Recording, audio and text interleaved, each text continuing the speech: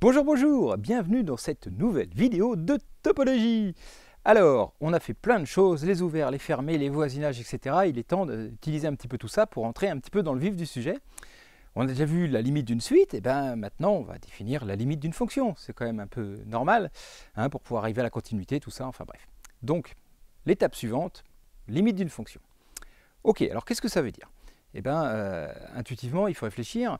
Si on prend donc une application de E dans F, alors je prends E et F, deux espaces topologiques, parce que si je n'ai pas de topologie, bah, je ne vais pas rien pouvoir faire, hein, puisque l'idée de dire qu'une fonction tend vers une limite, c'est de dire que en fait, la fonction elle va se rapprocher de cette limite, vous voyez, quand x va se rapprocher d'une valeur. Hein. La limite quand x tend vers a, d'une fonction, c'est en gros, c'est une fonction, je ne peux pas calculer la valeur en a, et je voudrais bien savoir à peu près combien ça vaut, je vais prendre des valeurs très très proches de a et regarder si ça se rapproche d'une valeur. Bon, pour comprendre ça, intuitivement, je vais prendre un exemple tout de suite. Prenons l'application de R plus étoile dans R plus étoile qui a x associe x puissance x. Donc ça, vous devez savoir que quand l'exposant est réel, la seule façon de définir ça, c'est de prendre l'exponentielle de x ln de x, et donc c'est pas défini quand x vaut 0. D'accord? Donc 0 puissance 0, bah, ça n'existe pas a priori. Il y en a qui pensent que ça doit faire 0 parce que 0 puissance x, ça fait toujours 0. Il y en a qui pensent que ça doit faire 1 parce que x puissance 0, ça fait toujours 1. Et donc, bah, pour trancher, je me dis, tiens, je vais regarder des valeurs très très proches de 0. Alors, par exemple, pour f de 0,1, je trouve 0,79. Pas clair. On va se rapprocher. F de 0,01, je trouve 0,95. Ah ah. F de 0,001, 0,99. Je continue comme ça, et j'ai l'impression, vous voyez, que ça se rapproche de 1. Et donc, j'ai tracé le graphe de la fonction. Vous voyez, là, ça se visualise bien. Hein. On a bien la limite quand x tend vers 0 de f de x est égal à 1. Donc, ce n'est pas délirant de poser 0 puissance 0 égale 1. D'ailleurs, c'est ce qu'on fait traditionnellement. Hein. Vous voyez, c'est une espèce de justification. Et donc, ouais, cette idée de limite, hein, c'est ça, c'est que voilà, f de x se rapproche d'une valeur. Quand x se rapproche de a, eh ben, je vais dire ça comme ça. Je vais dire que la limite de f de x quand x tend vers a, c'est cette valeur. OK? Et donc, finalement, ben, pour faire des limites de fonction, il faut juste définir le mot proche. Et ça tombe bien, c'est justement pour ça que les topologies sont inventées. Rappelez-vous, hein, deux points sont proches si leur distance est toute petite. Ou deux points sont proches si la norme de leur différence est toute petite. Ou deux points sont proches s'ils sont dans un même voisinage. D'accord? Ça, c'est en topologique. Enfin bref, on a défini plein de notions de ce que ça voulait dire qu'être proche. C'était fait pour ça. Et donc, du coup, maintenant, on va pouvoir définir ça proprement. OK. Donc, l'idée vraiment qu'il faut bien comprendre, hein, dit que la limite de f en a est égale à L si f de x est aussi proche de L que l'on veut. D'accord? Pour des valeurs de x assez proches de a. Donc j'ai bien, d'abord je veux dire, je veux que ce soit proche de L, et bien pour x assez proche, il faut que f de x soit proche de L. Ok? Donc prenons une fonction de R dans R, le truc qu'on connaît très bien. Et je prends un point A, là, ok? Donc j'imagine qu'elle est définie sur un ouvert autour de A, hein, pour ne pas avoir de problème. Et bien qu'est-ce que ça veut dire que la limite de f de x quand x tend vers A, c'est L? Et bien on va réécrire la définition, vous voyez, ça voulait dire que pour tout epsilon, au bout d'un moment, f de x est entre L moins epsilon et L plus epsilon. Donc la valeur de f de x, elle est proche de L à epsilon près. D'accord? Et pour quel x, il faut qu'il existe un rayon R autour de A, tel que l'intervalle A moins R, A plus R. Vous voyez, quand je prends x proche de A à R près, f de x est proche de L. Ok? Donc il faut bien comprendre cette définition-là. C'est pas, voilà, c'est pas, il existe des valeurs de A telles que c'est proche de L. Non, c'est pour toutes les valeurs assez proches de A, d'accord? Alors f de x est proche de L. OK? Et donc on fixe d'abord un écart autour de L, et tout le temps, aussi près qu'on veut que L, au bout d'un moment, quand x est assez proche de A, alors f de x est proche de L. OK? Très bien. Bah, du coup, maintenant, si on prend deux espaces métriques, donc là c'est la fonction de R dans R, mais il est très facile de généraliser de façon absolument démentielle à tous les espaces métriques, donc il y en a plein, on en a vu, hein. D'accord? C'est plus large que les espaces vectoriels normés. Tous les espaces métriques, on peut définir la limite maintenant, la même chose que ça, parce que dire que f de x est proche de L, ça veut dire que f de x est dans une boule de centre L et de rayon epsilon. D'accord? Et dire que x est proche de A, ça veut dire que x est dans une boule de centre A et de rayon R. Donc juste, on change, hop, la définition, ça devient quel que soit epsilon positif, il existe un R positif, tel que pour tout x dans la boule de centre A et de rayon R, f de x est dans la boule de centre L et de rayon epsilon. Et voilà. Ok? Fantastique, non? Donc voilà ce que c'est la définition de la limite d'une fonction. Alors maintenant, on peut encore généraliser, parce que tout ça, c'est dans le cadre métrique, mais on a vu dans le cadre topologique, donc si on a juste une famille d'ouverts, vous vous rappelez, hein, qui doivent stable par intersection finie et par réunion quelconque, qui contient l'ensemble vide de l'ensemble E, voilà, une topologie, un ensemble de parties comme ça. Alors, on avait défini la notion de voisinage, vous savez, un voisinage d'un point, ça veut dire que ça contient un ouvert qui contient ce point. Ok, et bien du coup, qu'est-ce que ça veut dire que f tend vers L quand x tend vers A? Et on note ça comme ça. Ben, ça veut dire que pour tout voisinage de L, sous-entendu aussi petit que je veux, il existe un voisinage de A dont l'image est inclue dans V. Ok? Voilà la définition la plus abstraite qu'on puisse faire pour des espaces topologiques, hein, pour définir ce que ça veut dire que f tend vers L quand x tend vers A. Quel que soit le voisinage de L, il existe un voisinage de A dont l'image est inclue dedans. Ok? Donc, vous allez me dire, ben oui, alors, la limite, quand on peut faire f de A, la limite de f de x quand x tend vers A, on ne voit pas trop à quoi ça peut servir. Voyez. Donc effectivement, il va falloir prendre une autre définition, parce qu'il va falloir prendre une fonction qui n'est pas définie en A, parce que sinon, c'est pas ça. Donc il va falloir généraliser un petit peu cette définition, parce que en tant que tel, vous voyez, pour x puissance x, ça n'allait pas, ce n'était pas défini en A. Il n'y avait pas de voisinage autour de 0, de but ouvert autour de 0 où je pouvais faire ça. Donc il va falloir un petit peu changer la définition pour qu'elle soit plus utile, la généraliser. Et d'autre part, il y a un autre problème, c'est que si j'ai une fonction qui fait un truc comme ça, par exemple, qui oscille, elle n'a pas de valeur, elle ne tend pas vers une valeur, quand x est proche de A, je peux trouver toutes les valeurs entre moins 1 et 1 aussi proches que je veux de A. Bon, ben on dira que la limite de f de x quand x tend vers A n'existe pas. Okay, mais le problème, c'est qu'il y a d'autres cas où on dira exactement la même chose, où la fonction se comporte différemment. Si la fonction, par exemple, là, elle tend vers une limite, on dit à droite et à gauche, mais qui ne sont pas les mêmes, bah, conclusion, la limite de f de x n'existe pas. Pourtant, j'ai quand même envie de dire qu'il y a des trucs en plus de là que là. Voyez, un cas extrême, c'est imaginez, ma fonction juste, là il y a un trou, la valeur f de a c'est là. Mais sinon tout le reste du temps, vous voyez, sa limite là, c'est la même à droite et à gauche, mais juste il y a la valeur en f de a qui ne va pas. Bah, la limite n'existe pas, mais j'ai envie d'un truc plus précis. Vous voyez ce que je veux dire? J'ai envie d'expliquer ça. Et puis il y a d'autres cas, il peut arriver que la fonction là, elle tende vers l'infini. Donc il va aussi falloir qu'on gère cette histoire pour expliquer, vous voyez, avec une même formule, une même définition, j'aimerais pouvoir gérer tous ces cas-là et voir des différences dans tous ces cas-là. Ok? Et donc l'astuce, en fait, c'est qu'on va restreindre, on va dire la limite quand x tend vers A en restant dans un ensemble. Par exemple, en restant à droite de A, en restant à gauche, ou en étant juste différent de A. Vous voyez? On va prendre un sous-ensemble, où f est défini, on va prendre que les valeurs de sous-ensemble et regarder ça tend vers une limite en restant dans ce sous-ensemble. Ok? Bon, bah bref, voilà la définition. Alors accrochez vos ceintures, parce que celle-là, elle est un petit peu plus velue. Donc on prend deux espaces topologiques, E et F, jusque-là tout va bien.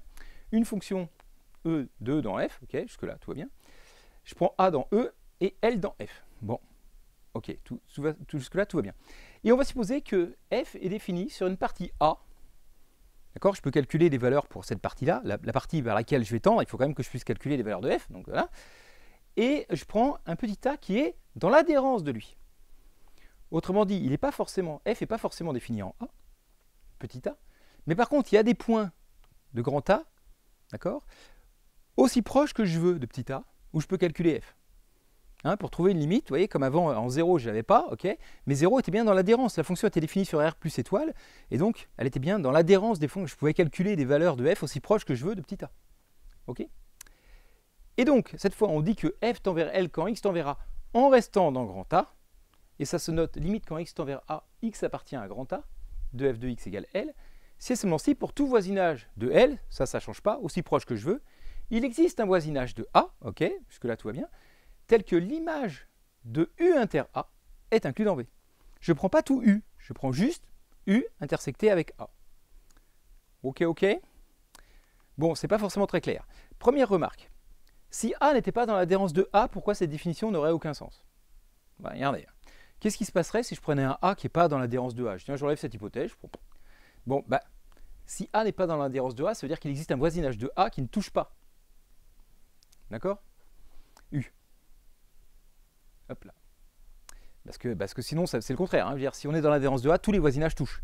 Si on n'est pas dans l'adhérence, il existe un voisinage de A qui ne touche pas A. Donc, c'est que U inter A égale vide. Mais du coup, f de vide, c'est inclus dans V. D'accord? Donc cette phrase-là, elle est vraie. Pour tout V dans la VL de L, il existe un U, bah celui-là, tel que f de U inter A est inclus dans V.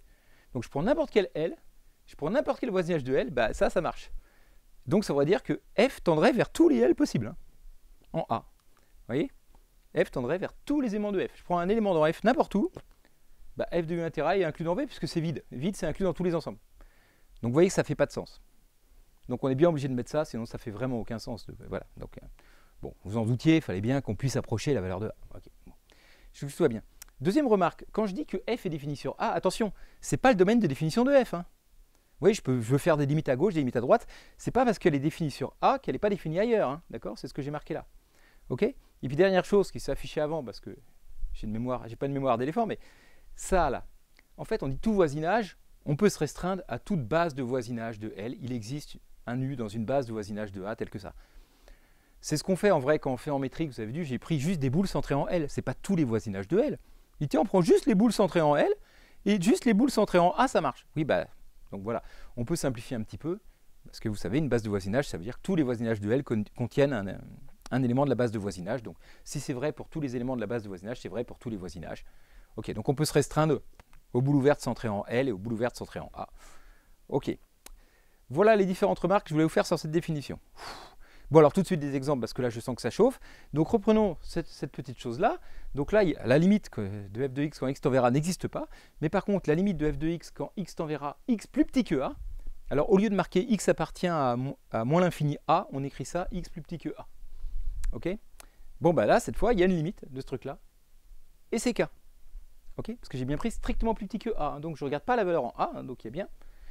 Autour de K, je prends un petit voisinage autour de K, il y a bien un petit ouvert autour de A intersecté avec les membres strictement plus petits que A, donc juste ceux qui sont de ce côté-là, dont l'image est proche de K. Ok? Et donc pareil, de l'autre côté, bah, cette fois c'est L. Et donc je dirais que voilà, la limite à droite de F, bah, c'est L, la limite à gauche de F, c'est K. Ok? Et puis dans mon autre cas particulier, là, je vais noter ça, la limite de F de x quand x tend vers A. Bon, alors à droite et à gauche c'est la même, et ben, j'appelle ça la limite quand x tend vers A de x différent de A. Ouais, ça veut dire on prend juste R privé de A comme ensemble. Ok? Donc voilà. Voilà des exemples. J'espère que maintenant c'est plus clair ce que ça veut dire. Hein. On va en faire d'autres quand même pour être sûr. Imaginez que j'ai une fonction très bizarre qui est définie là sur 0b, et puis en un point A qui est ici, tout seul. Ben, il est dans A bar. Parce que A c'est ça. Ma fonction est bien définie sur A, c'est son domaine de définition. Donc, petit a, il est dans l'adhérence de ça, puisqu'il est dedans. Mais alors, qu'est-ce que ça veut dire, la limite quand x tend vers A, x appartient à A de f de x? Ça veut dire, en fait, quel que soit le voisinage vous voyez, de f de A, j'ai bien l'image d'un ouvert. Un ouvert intersecté avec A, ça va faire juste petit a. Vous voyez? Donc, là, si je prends un petit voisinage de A intersecté avec mon grand A, il y aura juste le singleton A.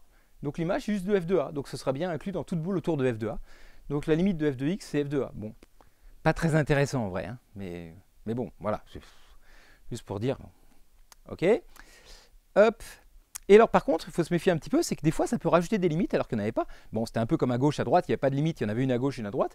Mais là, on peut même rajouter une limite dans les cas extrêmement pathologiques comme ça, parce que ouais, j'ai ma fonction là, c'est cos 1 sur x, plus 1.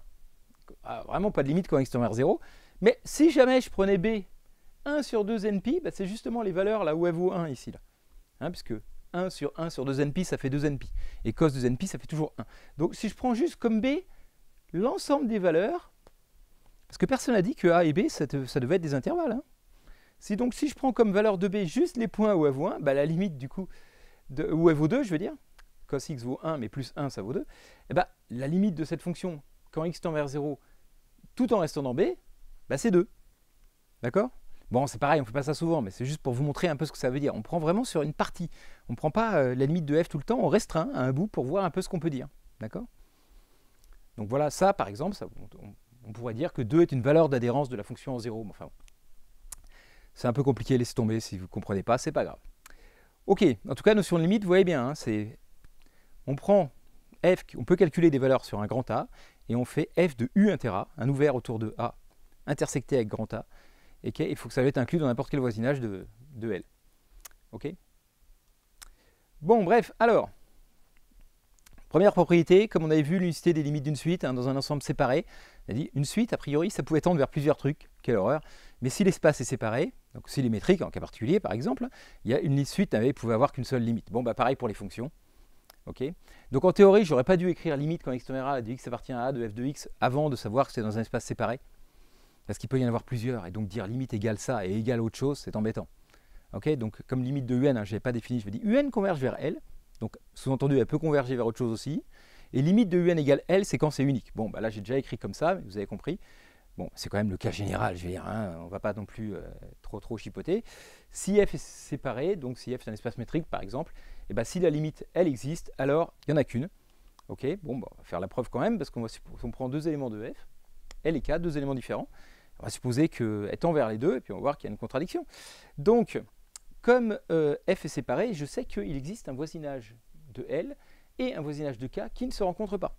Hein, c'est la définition, rappelez-vous, hein, un espace séparé, c'était, si je prends deux points distincts, il existe un voisinage de l'un et un voisinage de l'autre qui ne se rencontrent pas. Donc V inter W est égal au vecteur nul.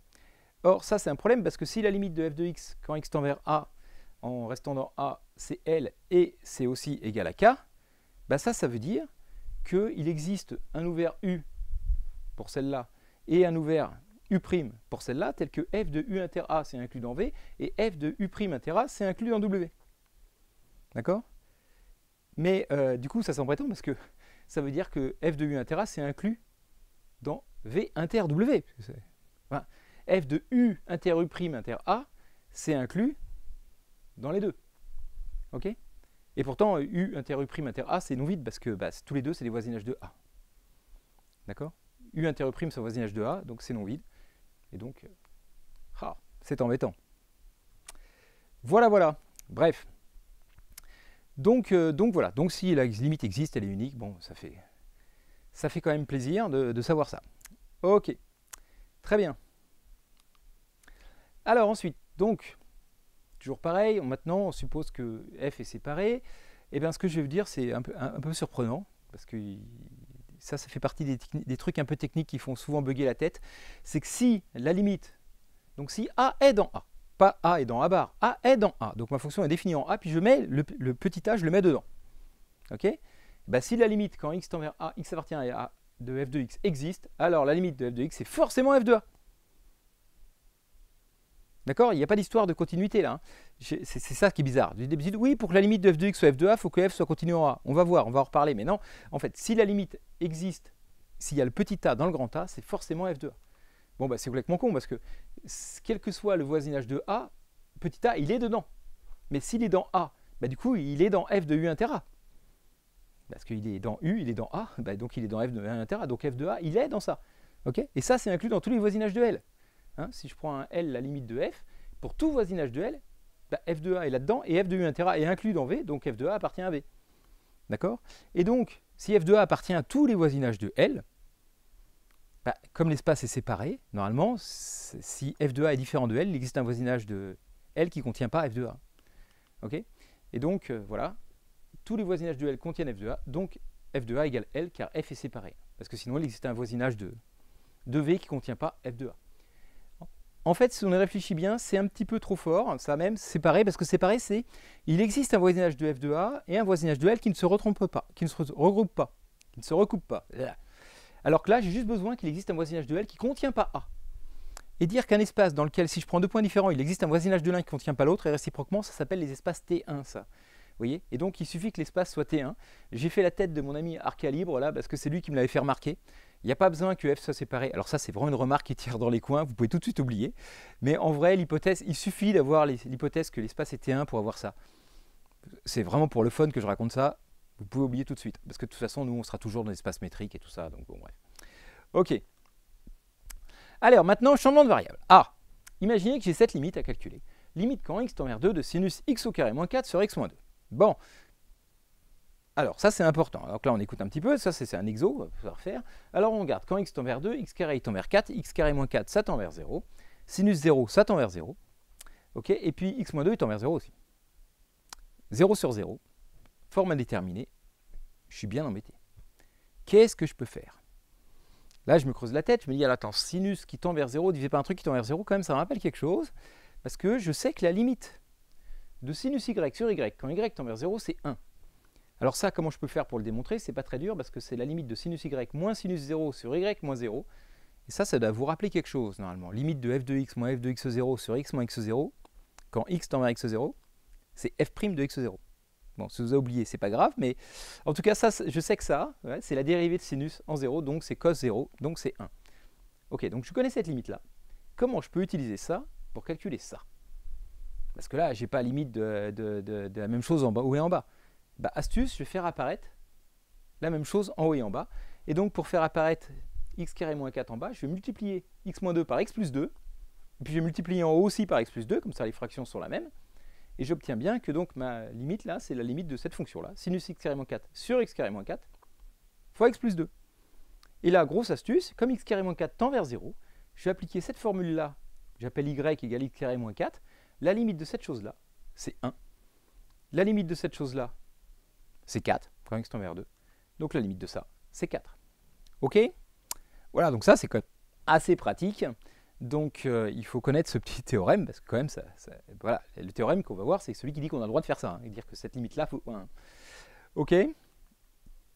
Alors, donc si on prend E, F, G, trois espaces topologiques, on prend E qui va de E dans, petit f qui va de E dans F, on prend petit g qui va de F dans G. Donc là, dans mon exemple, F, c'était l'application qui a x associe x carré moins 4, et l'application G, c'était celle qui a y associe sinus y sur y. D'accord? Donc je sais que la limite de ça, c'était 0 quand x tend vers 2, que la limite de ça quand y tend vers 0, c'était 1, et donc j'en déduis que cette limite-là, c'était 1. Ok? Donc voilà, je veux dire, si la limite de f de x c'est b, et que la limite de g de y quand y tend vers b, c'est L, alors la limite de g de f de x, quand x tend vers a, c'est L. Alors le problème, c'est qu'il y a des grands A, des grands B, des machins, donc il y a des histoires de appartient à barre et tout. Donc l'énoncé, il n'est pas complètement évident, mais justement, je voudrais que vous y réfléchissiez. Petit exercice, essayez d'énoncer, de donner un énoncé correct de ce petit théorème-là. Voilà, donc vous mettez sur pause, hop, et vous cherchez. Voilà, comme ça, pour essayer de voir. Et puis après, on verra si vous avez oublié une hypothèse ou pas, quoi. Qu'est-ce qu'il faut au minimum, hein, qu'est-ce qu'il faut comme une hypothèse minimale pour qu'on ait ce résultat-là, quoi. Et justifier, donc on a le droit de faire cette petite chose-là. Ok, donc voilà, donc si vous n'avez pas mis sur pause, vous le faites, parce que c'est important de chercher. Et maintenant, on y va. Alors voilà le résultat. Donc je prends trois espaces topologiques, je prends f qui va de E dans F, une fonction qui est définie sur A, inclus dans E. Bah, ça c'est important pour pouvoir définir la limite quand x tend vers A en appartenant à A. Il faut bien que f soit défini sur A. Et il faut que petit a soit dans A bar. Jusque-là, tout va bien. Bon, ensuite, il me faut un élément B de f, bah, ce sera celui-là. Donc avec ça, je peux écrire cette chose-là. Je sais ce que ça veut dire. Okay, et si j'y réfléchis bien, en fait, ça implique que B appartient à B bar.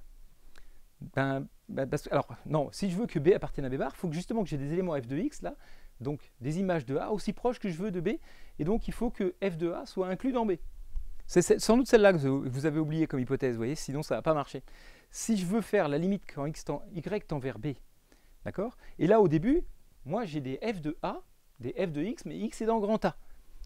Et bien, pour pouvoir faire g de f de x, là, okay, il faut que f de x, quand petit x est dans grand A, il faut que f de x soit dans B pour pouvoir utiliser ce truc-là. Mon y, il faut qu'il soit dans B.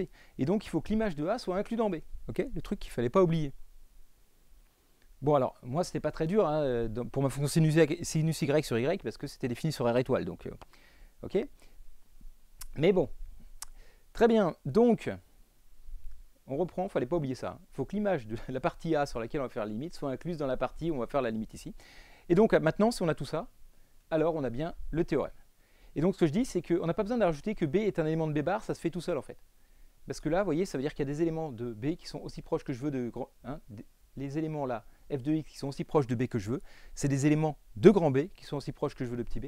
Donc, juste le fait que f de x tende vers B, ça implique que B est dans l'adhérence de grand B. Okay, donc ça, il n'y a pas besoin de le supposer en plus. Peut-être vous l'aviez mis, ça, c'est automatique dès que je prends cette hypothèse-là, et ça suffit. Ok, mais ce qu'il ne fallait pas oublier, c'est f de A inclus dans B, hein, sinon ça ne marche pas. Voilà, voilà. Ok, bah alors on va démontrer ce truc-là. Pas très dur, mais il faut le faire quand même. D'ailleurs, vous pouvez essayer de le faire vous-même avant. Hein. C'est toujours intéressant d'essayer vous-même de faire le truc. Ok, alors allons-y. Donc, on va commencer par la limite de g de y qui est égale à L. Alors, qu'est-ce que ça veut dire? Bon, ben, on prend la définition, c'est-à-dire pour tout voisinage de L, il existe un voisinage de B tel que l'image de U inter B est inclus dans B. C'est ma définition. Ok? Très bien.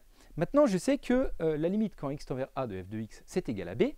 Donc ça veut dire que pour tout voisinage de B, donc en l'occurrence pour U, J'ai U un voisinage de B là, tiens, je le prends là.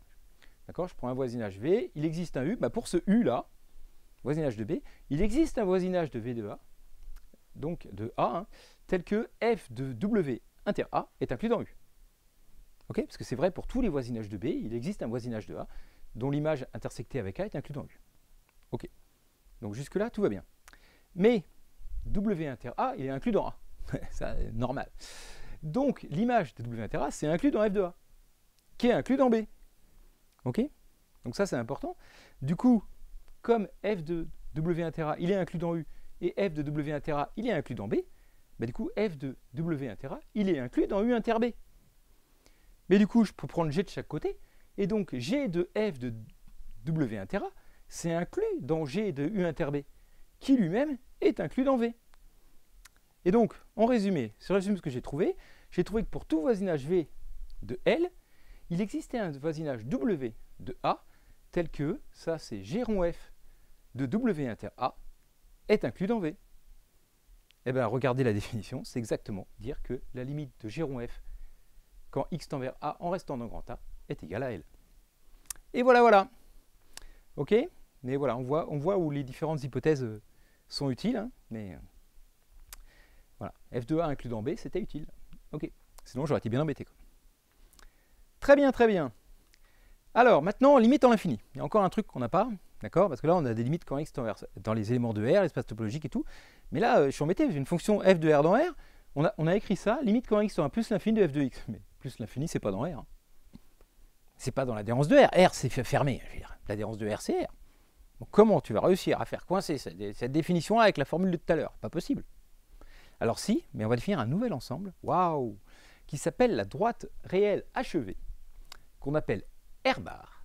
Alors attention, parce que normalement R bar c'est l'adhérence de R, donc c'est R. Non, alors ça, on l'appelle R bar quand même, c'est pas moi qui ai décidé. L'ensemble ordonné constitué de tous les nombres réels et de deux éléments supplémentaires, moins l'infini et plus l'infini. Donc on décide, on prend R, on ajoute un élément moins l'infini, on ajoute un élément plus l'infini, ok, et on définit une relation d'ordre en disant bah, plus l'infini est plus grand que tous ceux qui sont dans R, moins l'infini est plus petit que tous ceux qui sont dans R. Donc c'est très abstrait, on définit ce truc-là, d'accord. Et jusque-là, pourquoi pas? Je dis voilà, bah, tu as un ensemble, tu as moins l'infini, tu as tous les réels, tu as plus l'infini. Bon. Mais alors pour pouvoir faire des limites, il faut une topologie là-dessus, hein, d'accord. Alors, bah, les topologies, elle est toute bête. On va prendre tous les ouverts de R qu'on a l'habitude, d'accord, hein, toutes les réunions d'intervalles comme ça. Je vous rappelle, hein, ça voilà. Même A plus l'infini, hein, c'est une réunion d'intervalles comme ça. Vous savez, je prends A plus 1, A plus 1, enfin, ou A plus 2, A plus 1, A plus 3, bon, bref, pour que ça se recouvre. D'accord. Donc tous les ouverts de R qu'on a déjà vus. Et je rajoute des crochets, donc je rajoute moins l'infini, d'accord. Moins l'infini A et B plus l'infini. Alors ouvert de l'autre côté, important. Hein. Ça, voilà, je dis c'est ça mes ouverts de mon ensemble. Ok. Alors c'est facile de voir. Enfin, ça, c'est des réunions de trucs comme ça, c'est les ouverts de mes ensembles. Donc c'est stable par réunion parce que tous les réunions de trucs comme ça sont les ouverts, par définition. Et par intersection 2 à 2, bah, c'est juste évident. Je veux dire, on coupe des intervalles comme ça, 2 à 2, on trouve. Il n'y a pas de problème, on trouve d'autres ouverts, hein, on trouve d'autres intervalles ouverts. Donc c'est stable par intersection finie et par réunion quelconque. Donc c'est bien une topologie. Ok. Et donc, vous voyez, les voisinages de plus l'infini, bah, une base de voisinage de plus l'infini, c'est des intervalles comme ça. Et une base de voisinage de moins l'infini, c'est des intervalles comme ça. Donc maintenant, j'ai un truc, plus l'infini ça existe, moins l'infini ça existe. Oui, mais ma fonction, elle est de R dans R. Alors, qu'est-ce que c'est que cette histoire? Ben, en fait, on va s'en rendre compte, comment on va faire pour s'en sortir. Mais déjà, la première chose que je vais vous dire, c'est que, bah, du coup, si je prends un voisinage de moins l'infini, c'est un truc comme ça rencontre R. Il y a des éléments de R dedans. D'accord. Et puis, tout voisinage de plus l'infini aussi, il rencontre R. Il y a des éléments de R dedans aussi. Et donc, finalement, si tous les voisinages de moins l'infini rencontrent R et tous les voisinages de plus l'infini rencontrent R, c'est qu'ils sont tous les deux dans l'adhérence de R. D'accord. Et donc, R, il est dense dans R bar. Tous les éléments de R sont dans R, et moins l'infini est dans R bar, et plus l'infini est dans R bar. Autrement dit, dans ma droite réelle HV que j'aurais dû appeler, je ne sais pas, D, l'adhérence de R dedans, c'est bien D complet. C'est pour ça qu'on appelle D égale R bar. C'est l'adhérence de R dans cette droite réelle HV, en fait, hein, du coup, qu'on appelle. Vous voyez? Donc, ça, voilà pourquoi on a le droit de l'appeler comme ça. Pourquoi la notation n'est pas débile? C'est l'adhérence de R, mais pas dans R, dans un ensemble plus grand, qui est la droite où je rajoute plus l'infini et moins l'infini. OK? Et donc maintenant, comment on s'en sort? Bah, c'est tout con, si je prends donc mon application de R dans R, à partir de L, je peux construire une application de R bar dans R bar, juste définie sur R. Donc voilà, une fonction, c'est pas défini partout. Je prends une fonction de R bar dans R qui est juste définie sur R et qui est égale à F. Donc en fait, elle va de R dans R, mais donc elle va de R bar dans R bar. Ok? Jusque-là, tout va bien. Et alors, la différence, c'est que phi, maintenant, elle est de R bar dans R bar, donc plus l'infini, pour elle, c'est un élément de l'ensemble de départ. Et donc, je peux définir la limite quand x tend vers plus l'infini de f de x pour x restant dans R. Vous voyez l'astuce, elle est marrante, quoi. Et c'est ça que j'appelle la limite quand x tend vers plus l'infini de f de x. Parce que là, maintenant, il n'y a pas de problème des voisinages de plus l'infini, il y en a là. Hein, c'est les intervalles ouverts b plus l'infini. Et bien, il faut que l'image d'un ouvert comme ça, intersecté avec R, ce soit inclus dans un voisinage. Autrement dit, c'est les formules que vous connaissez depuis tout petit, par exemple, je vous donne un exemple, hein, dire que la limite de f de x égale L quand x tend vers plus l'infini, ça veut dire que pour tout epsilon positif, il existe un b appartenant à R, tel que pour tout x appartenant à b plus l'infini, ou des fois on disait pour tout x plus grand que b, f de x appartient à L moins epsilon, L plus epsilon. D'accord? Donc si x est assez proche de l'infini, f de x est proche de L. Et donc ça, vous noterez bien, b plus l'infini ouvert, c'est bien le voisinage de plus l'infini dans R bar intersecté avec R, puisque je fais la limite quand x est dans R. Ok? Donc je prends le voisinage de l'infini, intersecté avec A, A c'est R, ça fait bien ça. Et donc on obtient la formule qu'on a appris quand on est tout petit, avec la même définition qu'avant. Ok? Voilà. Alors, il y a juste un petit défaut de ce R bar, c'est que ce n'est pas un espace métrique. Il n'y a pas de distance entre plus l'infini et 2. Du coup, c'est pour ça qu'on a besoin quand même des espaces topologiques. Je dis des fois, oui, on s'en sert quasiment jamais, mais là, je suis un petit peu obligé, je n'aurais pas défini espace topologique, je serais bien embêté, oui. Bref, donc un autre exemple comme ça, qu'est-ce que ça veut dire que la limite quand x tend vers A, x différent de A, par exemple, c'est moins l'infini? Alors c'est pareil, bah, qu'est-ce que ça veut dire? Ça veut dire que quel que soit B dans R, il existe un R positif tel que si x est proche de A, donc x est entre 1 moins R, A plus R, privé de A, parce que j'ai mis x différent de A, f de x est dans moins l'infini b. Autrement dit, ça c'est un voisinage de moins l'infini. F de x est aussi proche que je veux moins l'infini. Ça veut dire que quel que soit b, au bout d'un moment, aussi petit que je veux, f de x est entre moins l'infini et b. Okay, quand x est assez proche de a. Voilà, donc bon, il y a bref, alors après, il faudrait faire les limites en plus l'infini, en moins l'infini, il y a plein de formules, mais en fait, tout se résume avec ça. Quoi. Ok, fantastique, c'était ce R bar. Hein. Donc voilà. Mon copain Laurent Le Floch fait comme ça en première année sans le dire, mais il définit les voisinages de plus l'infini, comme ça, et puis après il dit voilà, la limite de f de x quand x tend vers a c'est L, bah, ça veut dire que pour tout voisinage de L, il existe un voisinage de A tel que c'est inclus. Bah, c'est pareil en fait. Il faut juste définir les voisinages de plus l'infini en fait, et de moins l'infini. Donc pas plus dur que ça. Ok, très bien.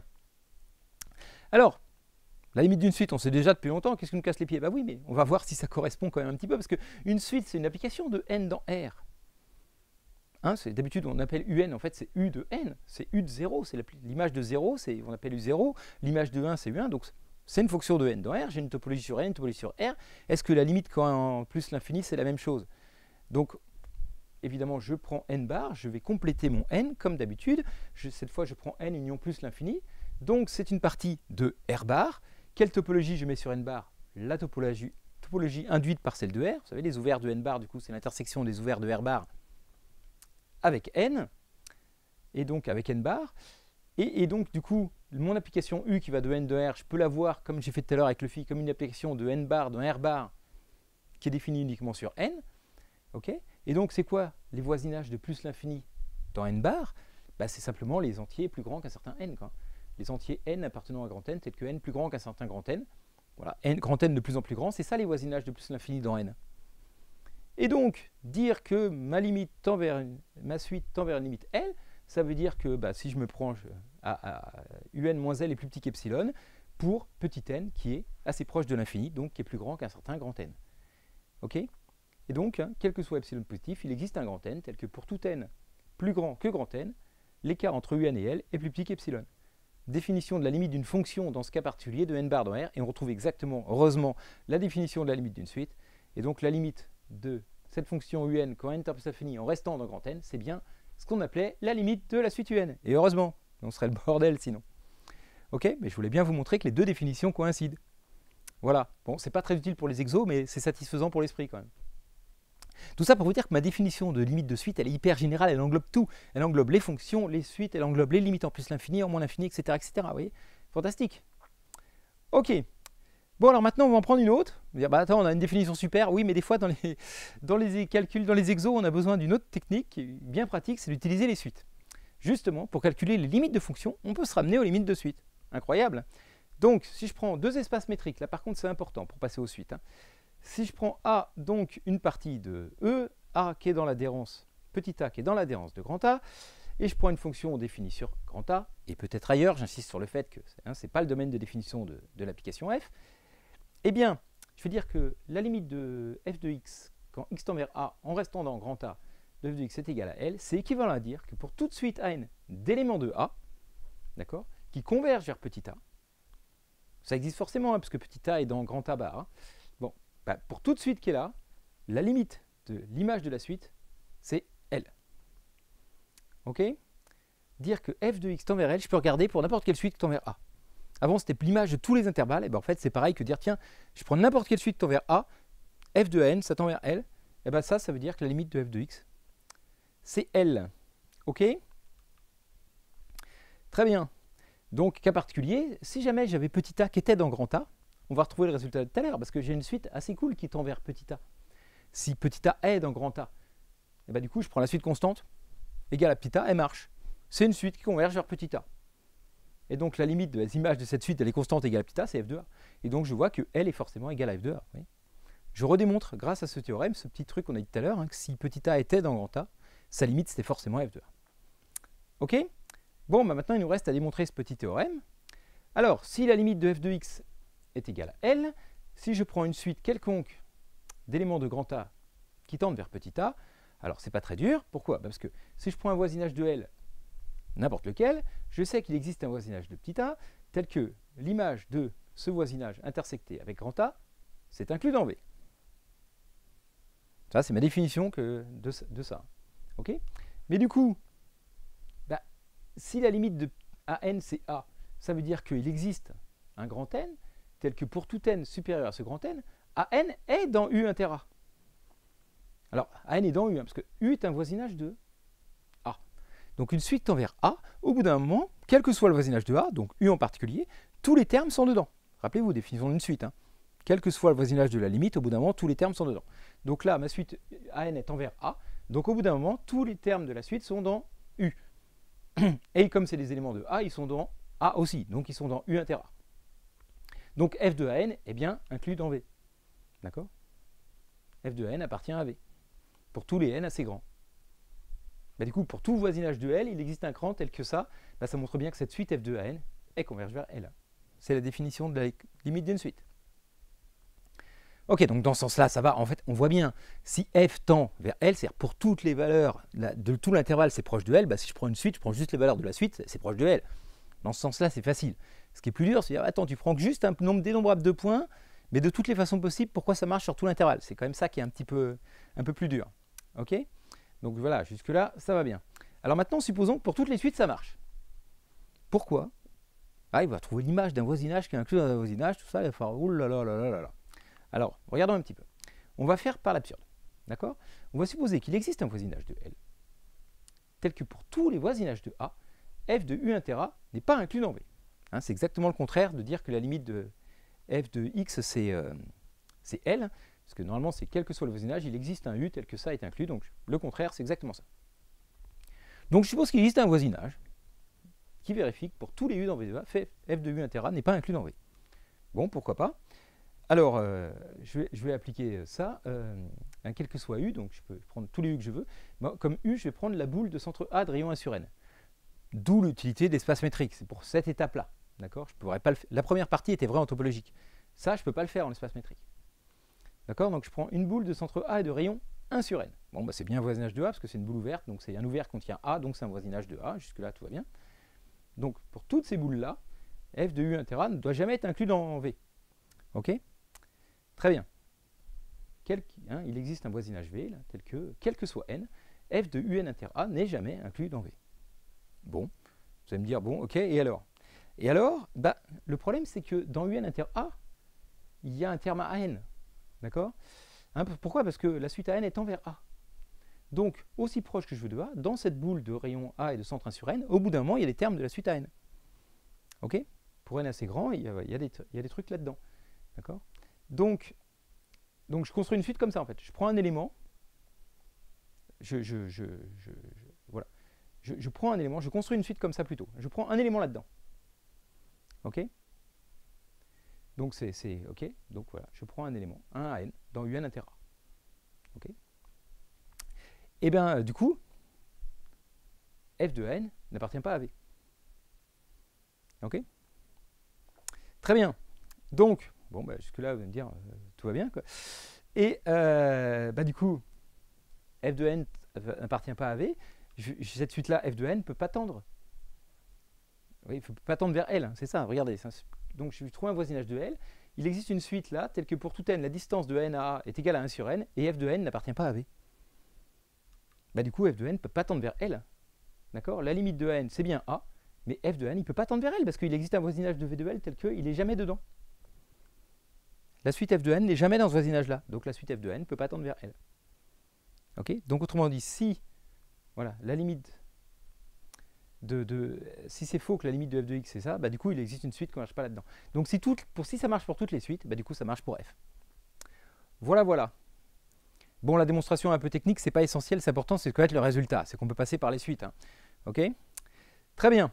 Alors, dernière chose, mais pas la moins importante, mais peut-être pas la plus facile non plus, mais c'est important pour le théorème de la continuité qui vient après, je spoil, je vais partir de là, la vidéo suivante, ça va attaquer avec ça, hein. Donc, important. Donc, si on prend deux espaces topologiques et f une application, alors là, je ne mets même pas de grand A. Pas besoin. C'est le cas a priori plus facile. Je prends un petit A dans E, d'accord? Donc voilà, f est défini partout, de E dans F, hein, c'est une application, tout va bien. Et je prends un L, n'importe lequel, dans grand F. Et ben, ce que je dis, c'est que si dire que la limite, quand x tend vers A de f de x, c'est L, ok? Donc du coup, c'est forcément f de A, mais j'insiste pas, parce que c'est déjà inclus dedans. Hein. Bref. Ça veut dire que pour tout voisinage de L, l'image réciproque de ce voisinage est un voisinage de A. Et c'est équivalent. Dire qu'il existe un voisinage U de A tel que f de U est inclus dans V, c'est pareil que de dire que finalement que f-1 de V est un voisinage de A. On va démontrer ça. Donc, vous voyez bien ce que ça veut dire. Hein. Dire limite de f de x quand x tend vers A était L, ça veut dire que pour tout voisinage de L, ses antécédents, c'est un voisinage de A. Et ça, c'est hyper utile, vous allez voir, dans un théorème hyper important. Ok, alors on va essayer de démontrer ce truc-là. Donc je vous rappelle l'image réciproque, déjà pour bien comprendre de quoi on parle. F-1 de V, c'est l'ensemble des antécédents de V, c'est l'ensemble des éléments de x dans E, tel que f de x appartient à V. Ok? Donc je vais préparer une vidéo juste sur les images directes et réciproques. Je ne sais pas quand elle sera en ligne, mais pour bien comprendre justement les propriétés de ce truc-là, parce qu'en fait c'est toujours utile en plein de trucs de maths. Mais bon, donc là, voilà, on définit ça. Donc qu'est-ce que ça veut dire que la limite de f de x? C'est L, rappelez-vous la définition, depuis le début, on l'a dit. Là, il n'y a même pas de U inter A, hein, parce que A, c'est E complet. Hein, je suis dans le cas facile. Quel que soit le voisinage de L, il existe U, un voisinage de A, tel que f de U est inclus dans V. Ok? Mais alors, si f de U est inclus dans V, ça veut dire que f-1 de f de U, c'est inclus dans f-1 de V. Jusque-là, hein, tout va bien. L'image réciproque, plus un ensemble est grand, plus l'image réciproque est grande.